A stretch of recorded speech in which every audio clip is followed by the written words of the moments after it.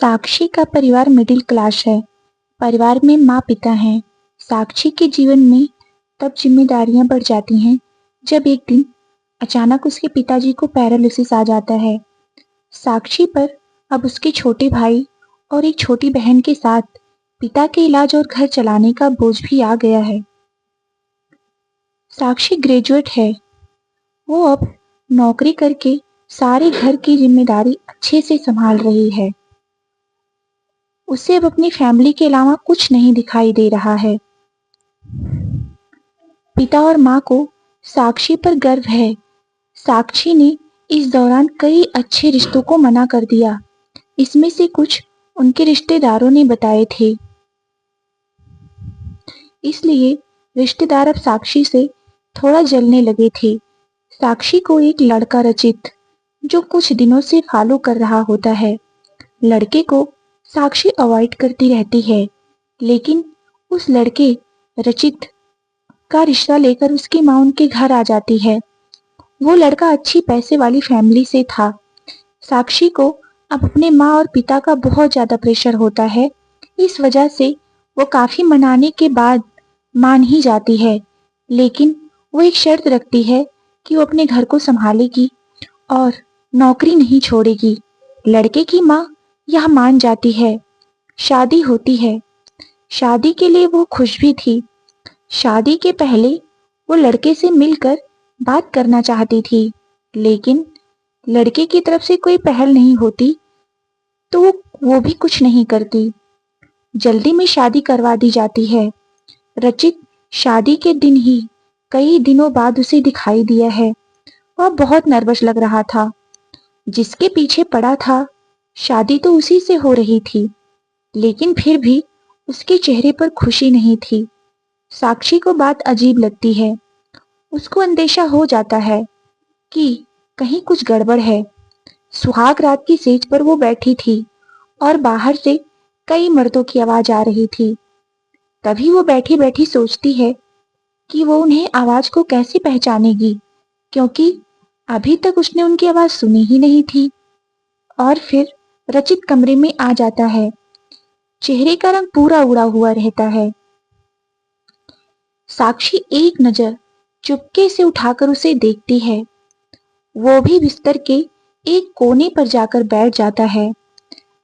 काफी देर हो जाती है।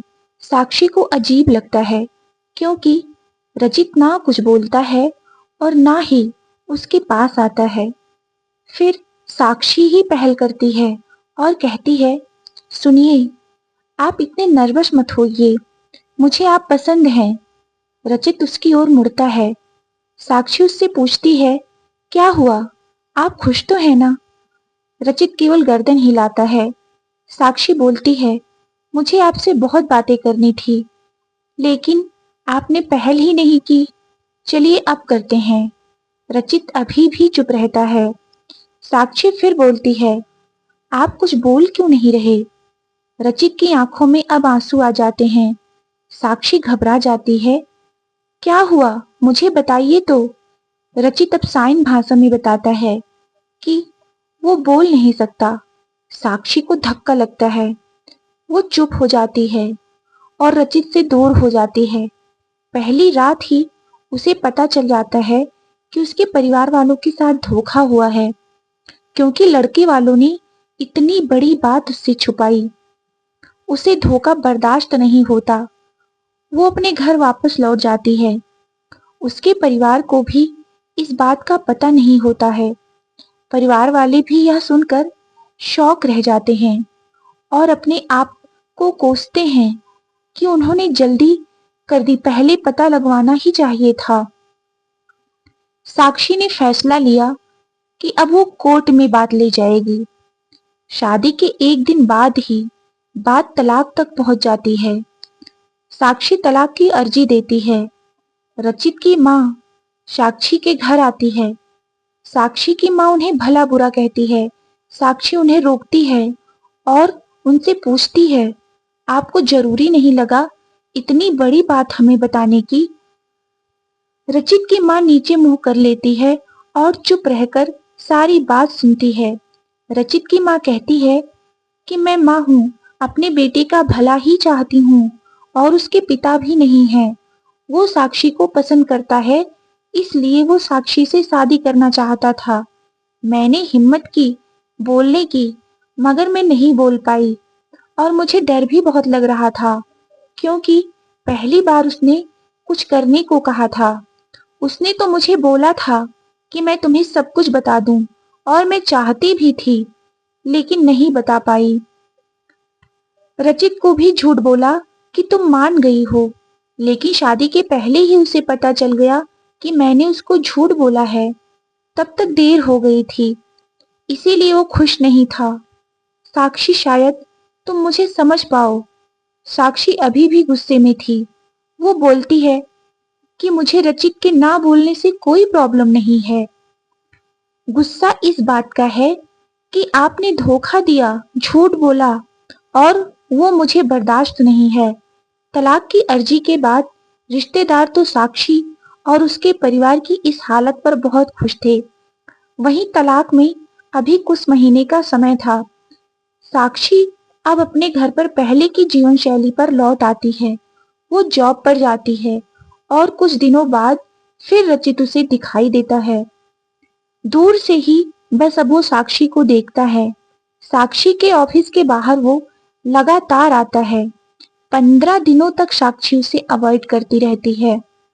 फिर एक दिन उसके पास जाकर बोलती है, अब यह सब करने से कुछ नहीं होगा, और मैं नहीं चाहती कि तुम कुछ नाटक करो, इसलिए यहाँ आना बंद कर दो, समझे?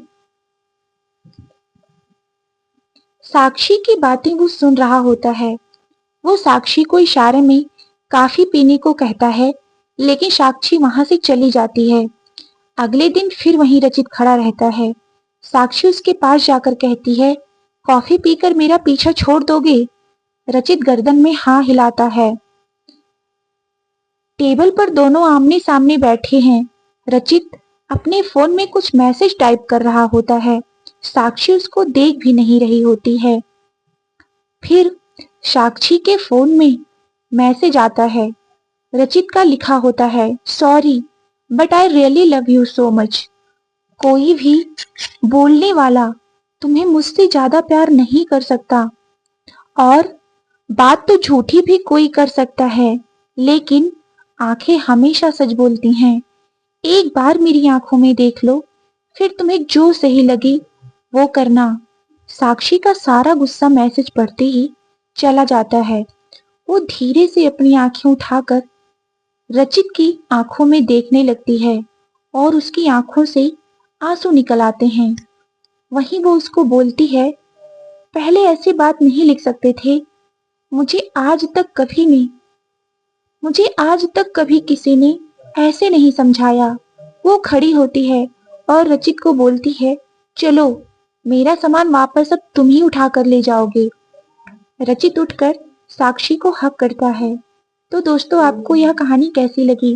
कहानी अच्छी लगी हो तो वीडियो को लाइक और चैनल को सब्सक्राइब करें। धन्यवाद।